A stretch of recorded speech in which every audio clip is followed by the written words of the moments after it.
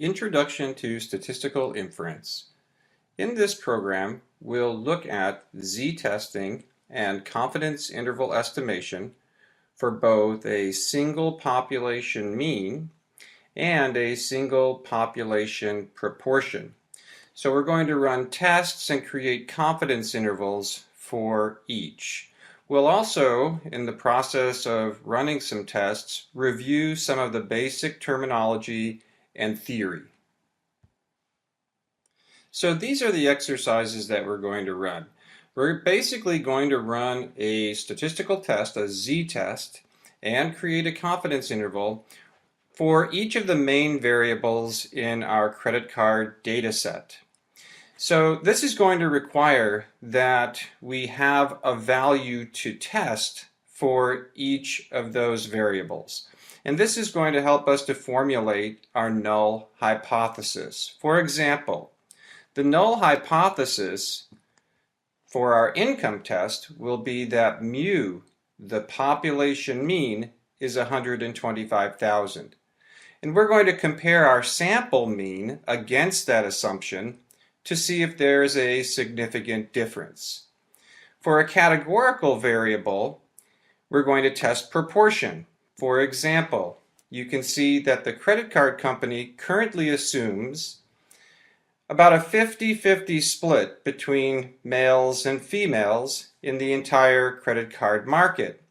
So we're going to test as a null hypothesis P, the population proportion of men or of women, doesn't matter, equals 0.5 or 50%. So let's go to the Excel tool and run our tests and see what we can do with the results. So here we are at the data set, and we're going to run the same test that we've already run regarding income.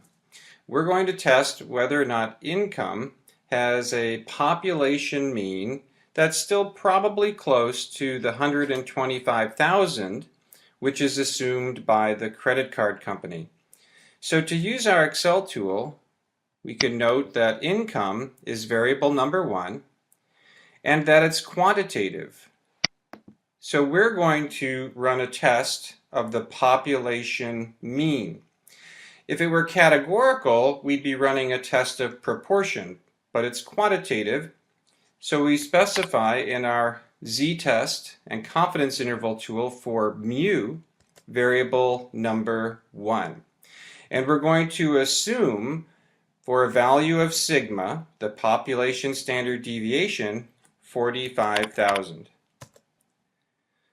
Going to our results on the z-test for means, we need to now formulate our null and alternative hypotheses. Simply by inputting the assumed value for mu.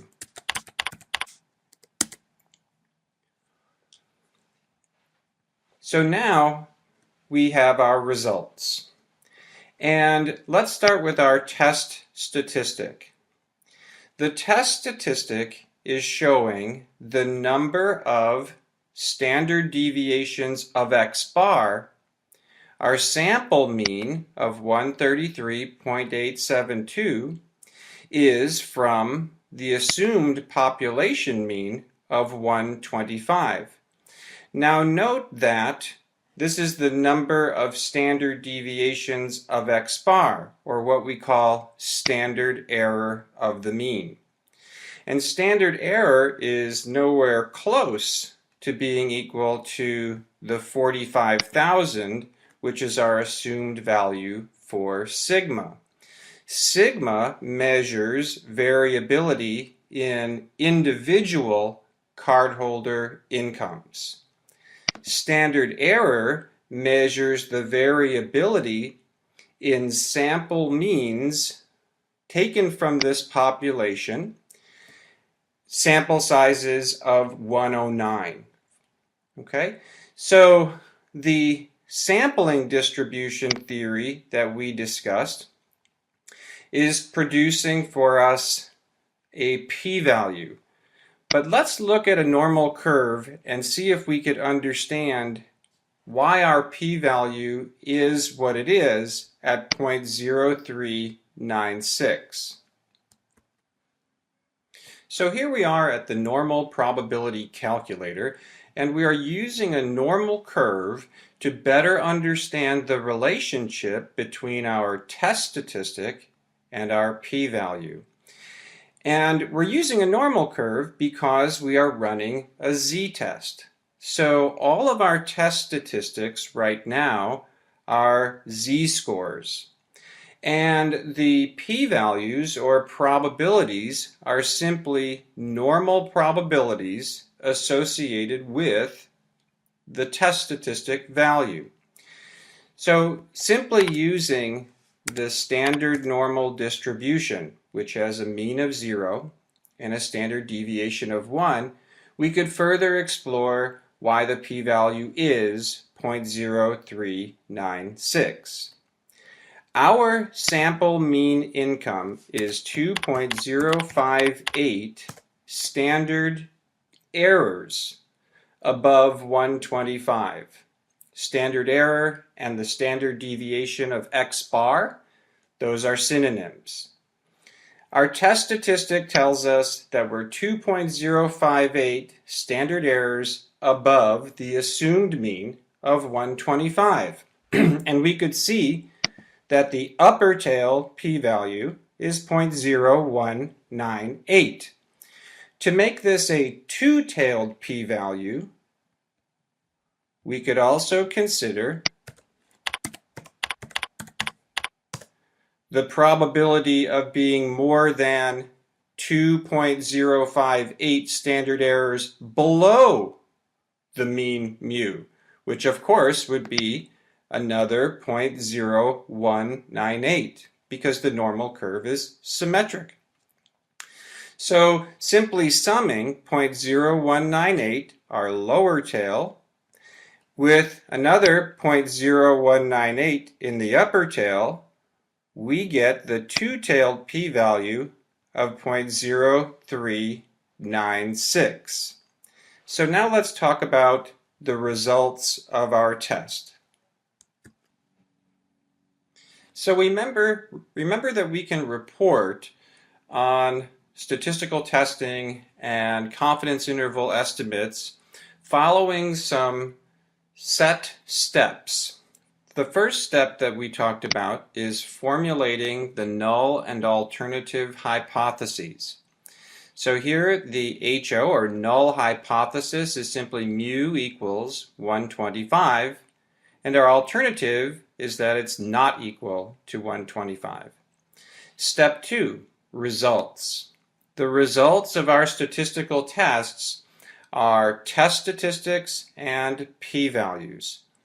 Z of 2.058 tells us that our sample mean of 133.872 is pretty far above 125, and it's certainly more than the required 1.96 to establish statistical significance. In fact, our p-value is 0.0396. So assuming an alpha equal to 5%, when the p-value is less than 5%, we reject the null. And that's our third step, making a decision in terms of the null hypothesis, either to reject it or simply do not reject or fail to reject. Now we could state our conclusion. Based on our result, we would conclude that the population mean income is no longer 125,000. In fact, it's probably something greater than 125. Our 95% confidence interval estimates the value of mu.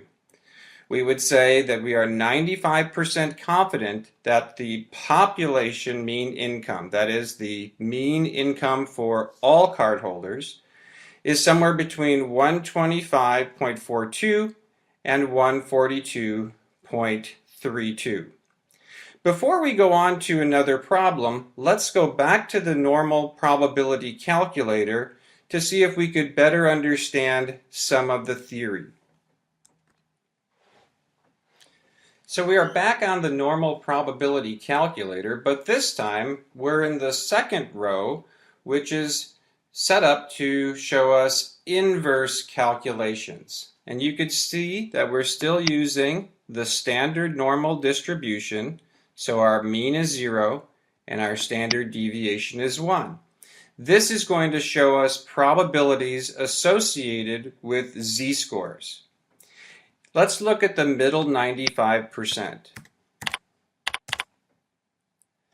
The middle 95% of a normal curve is between the 1.96 and negative 1.96 z-scores. In other words, assuming a normal distribution of anything, 95% should occur within 1.96 standard deviations of mu.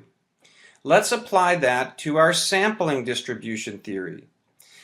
For this problem, we're assuming a population mean mu of 125. And the standard deviation of x bar is equal to 4.301.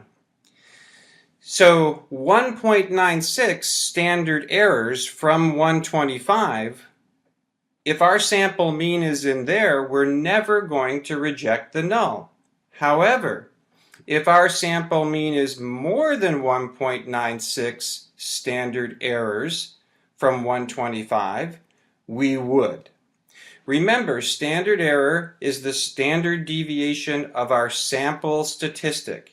And what we're doing to compute our test statistic is we're comparing the sample mean to the assumed population mean and simply dividing by standard error. Our software always does that calculation for us, as well as the calculation of standard error. Each statistical test, each technique has a different standard error calculation. But what stays constant for a z-test, we get our z-test statistic and our p-value comes simply from a normal curve.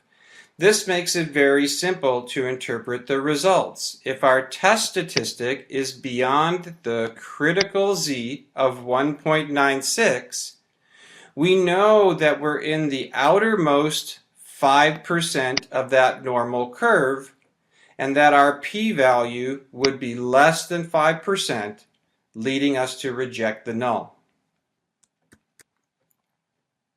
So looking back at our exercises, let's run some more z-tests and create some more z confidence intervals, and we'll work on interpreting the results. So the second test that we would like to run is worded very simply. Test to see if the population mean household size is still probably close to 3.25. We could say this in any number of ways. For example, we could say the credit card company assumes a mean household size of 3.25. Is that still correct? The language can vary, but what we need to be able to see from each problem is what are we assuming about mu? And then we turn to our sample data to run the test. So let's run our test of household size, but this time we're not going to use a given assumed value for sigma, but rather we're going to leave that cell blank and use the sample standard deviation as that assumed value. So household size is variable number 2. It's quantitative, so we could run a test for the population mean. And we're going to leave this blank, and when we leave the assumed value for sigma cell blank, our Excel tool will simply use S, the sample standard deviation, as our assumed value for the population standard deviation. So again, we see that standard error of the mean is calculated for us. And remember, that's equal to our assumed value for sigma divided by the square root of n.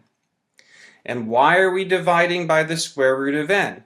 Because sample means would be far less variable than individual household sizes throughout the entire population.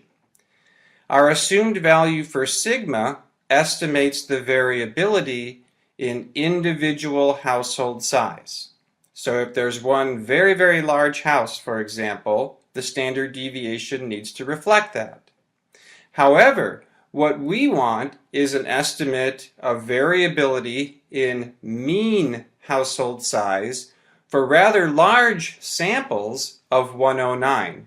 And we could see that our standard error, or our standard deviation of x bar, the sample mean, is considerably less than our assumed value for sigma. So now let's run the test, and we'll begin by formulating our null and alternative hypotheses. We're testing the assumed population mean household size of 3.25. Our test statistic is 1.476. What does it measure?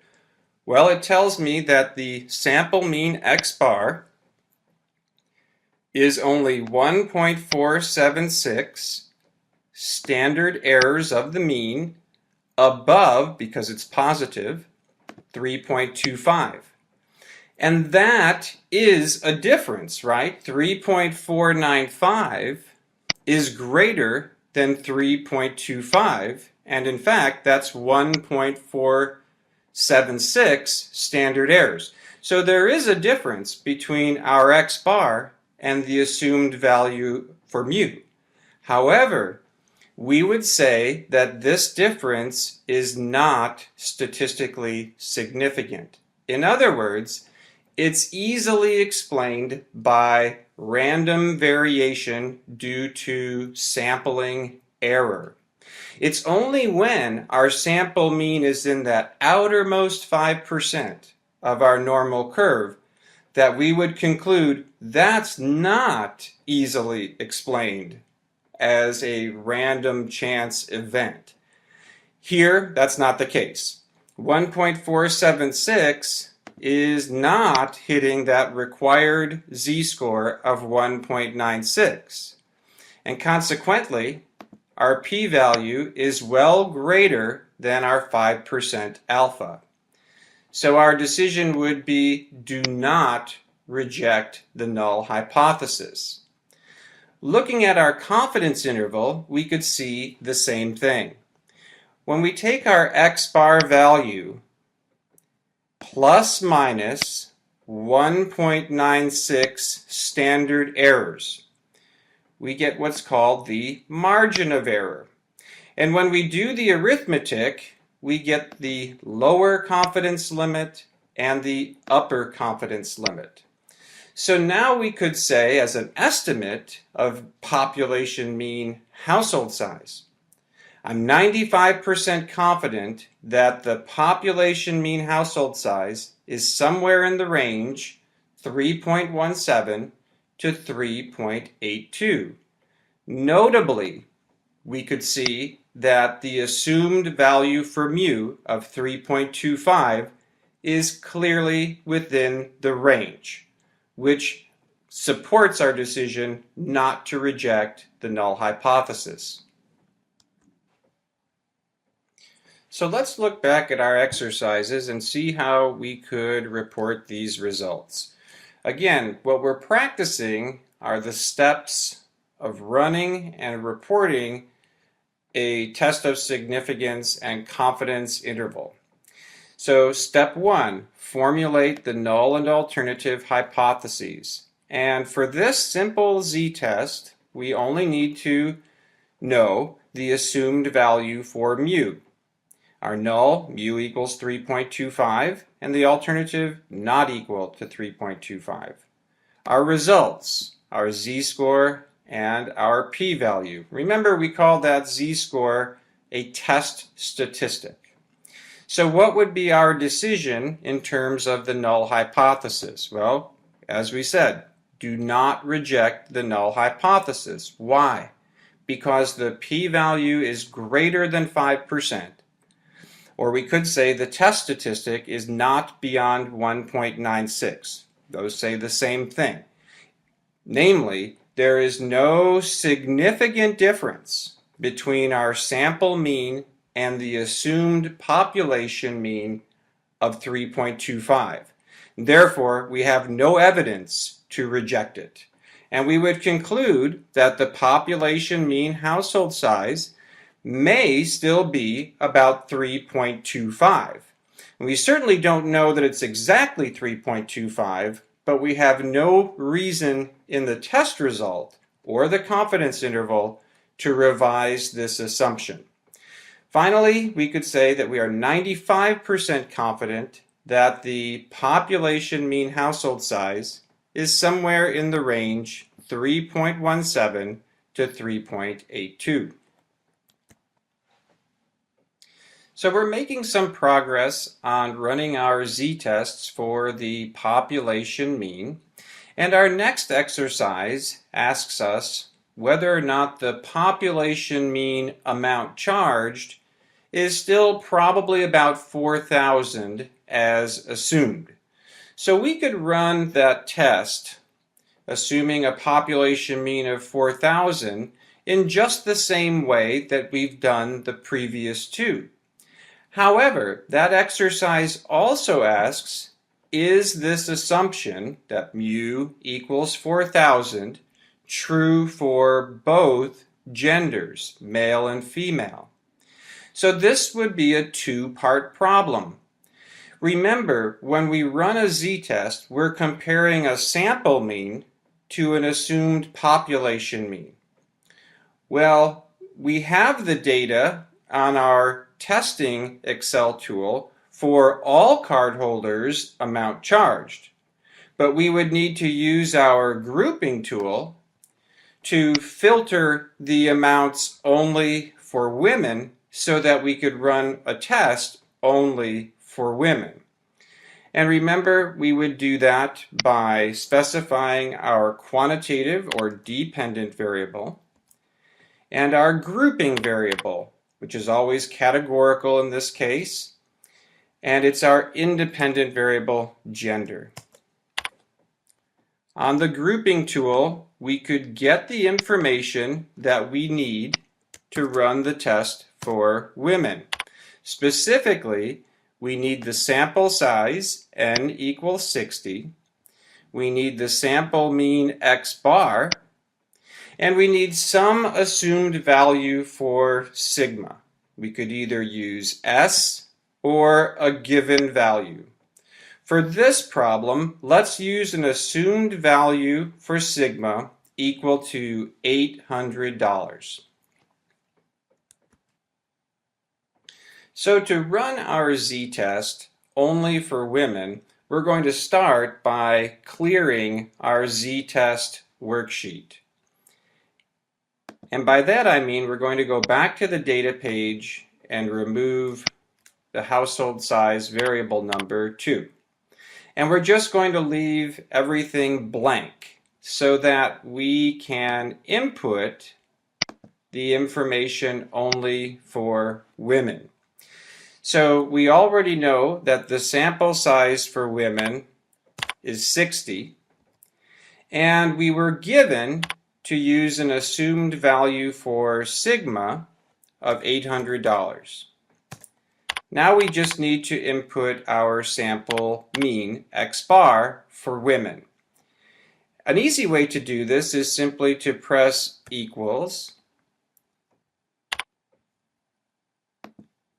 and go back to our descriptive statistics tool and click on the cell that has our sample mean and enter. So now we could run our test. Remember, we're using the sample information for whatever it is that we're testing. Here we're testing the amount charged by women. And we compare that to some assumed value for the population mean, here 4,000. So this result shows us that the sample mean for women, 4,470 and change, is about 4.56 standard errors of the mean above the assumed population mean of 4,000. And we could see this pretty clearly. The standard error is about $100. And here we have 4,470. So we could see why our z-test statistic is about 4.56. 4,470 is 4.56 standard errors above the assumed mean of 4,000. This is a very, very clear result.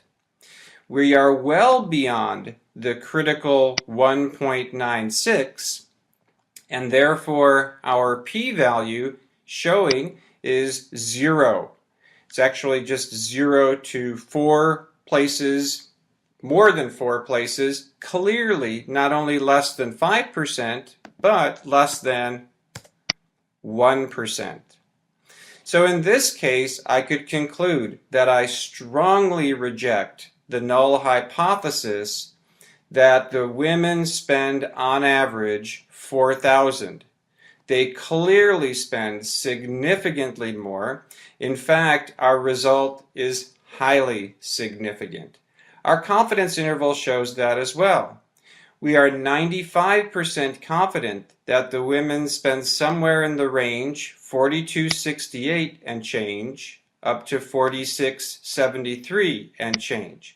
In addition to giving us an estimate of population mean spending by women only, we could see that our assumed mean of 4,000 is nowhere near that range. So after you take some time to run the tests for amount charged for all cardholders, for women, the one that we did, and then a third for men only, as well as a test for population mean age. Then we're ready to go on to proportion testing. And this is still a z-test. It runs in precisely the same way as our z-test for the population mean. The only thing that is notably different is that we run our z-test for proportion when the variable that we're testing is categorical, such as gender. So we're calculating a different sample statistic. Instead of comparing x bar to mu, we're comparing p hat, the sample proportion, to some assumed population proportion. Otherwise, the test runs in exactly the same way, using the same principles of normal probability. The interpretation of our z-score, p-value, and confidence interval are all exactly the same. So let's look at our data. Okay, looking at our data, we can see that gender is variable number 4. And we'll start running our test by inputting that variable number. Now, when we're testing proportion, remember, for categorical data, we need to count the number of data in each category. So we need to specify what's called a success category. In other words, what category are we testing? Male or female? So let's test the gender female.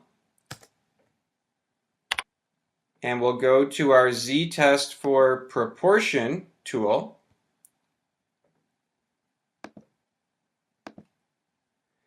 And we could see our sample information. We already know our sample size is 109. And in that sample of 109, there are 60 women. That's a sample proportion p hat of 0.55. In other words, 60 divided by or out of 109 is about 55%.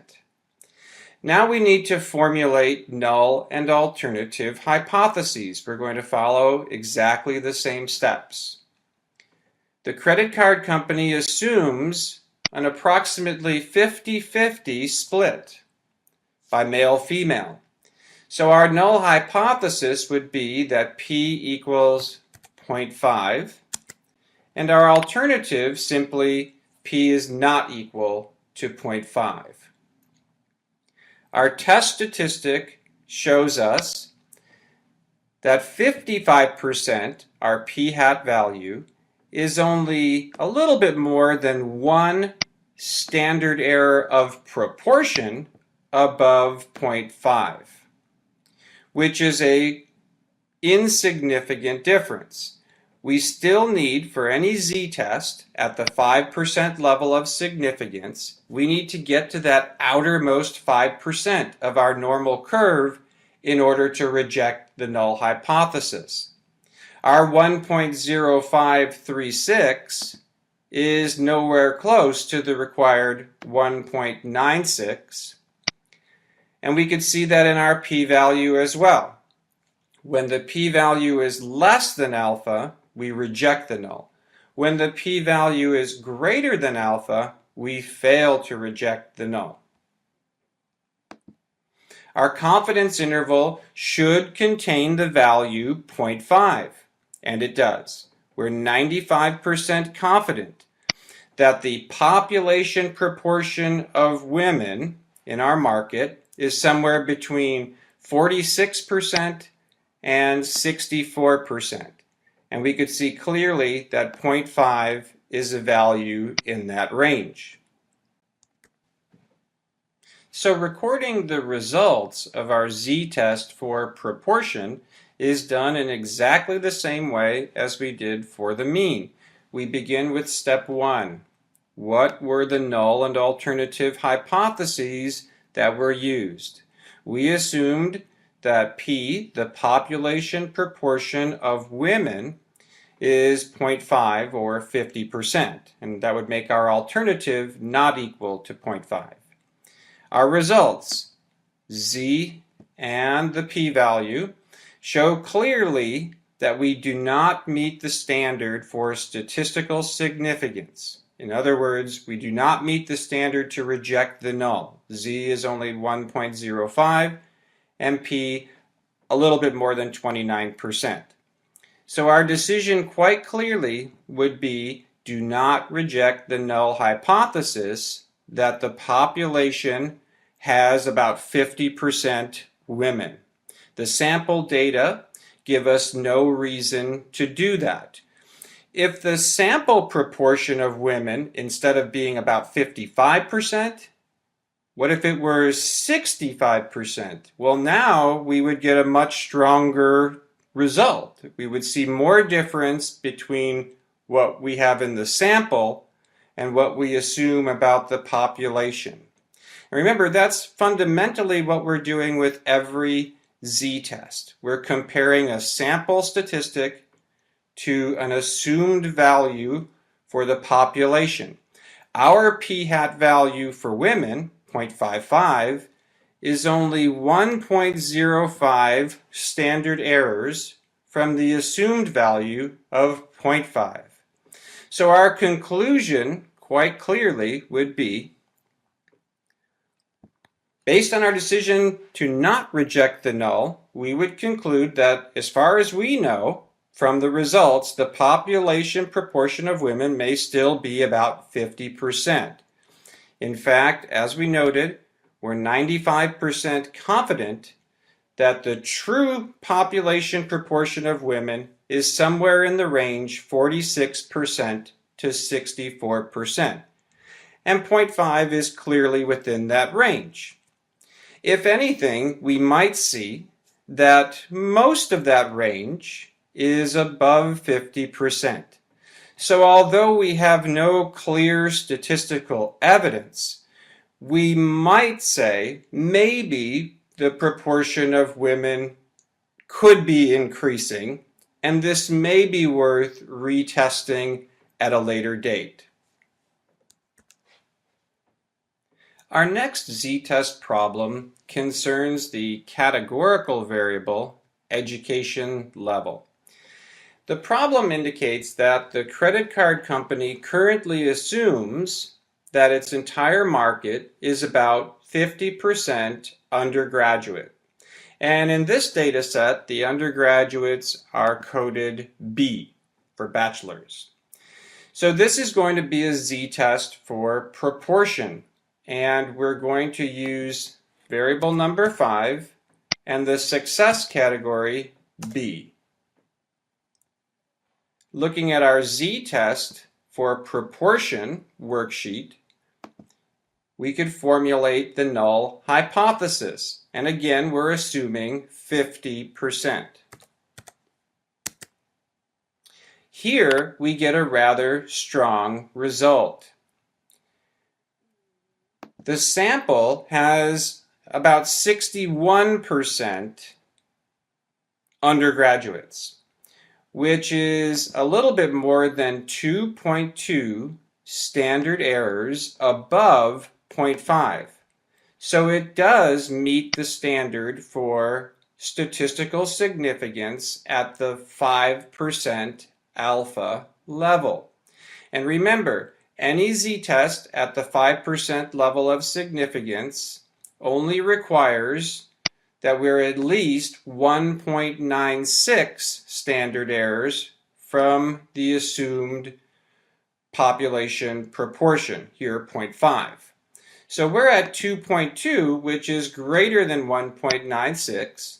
So as we would expect, our p-value is less than alpha equal to 5%, leading us to reject the null hypothesis. So p hat of 0.6055 compared against the assumed population proportion of 0.5 produces a statistically significant result. We would conclude here that the population proportion of undergraduates is now probably greater than 50%. And that the credit card company's assumption should probably be revised. Well, how should they revise it? Our confidence interval could help. We're 95% confident that the true proportion of BAs is somewhere between 51.4% up to about 70%, which excludes the assumed value for P of 0.5.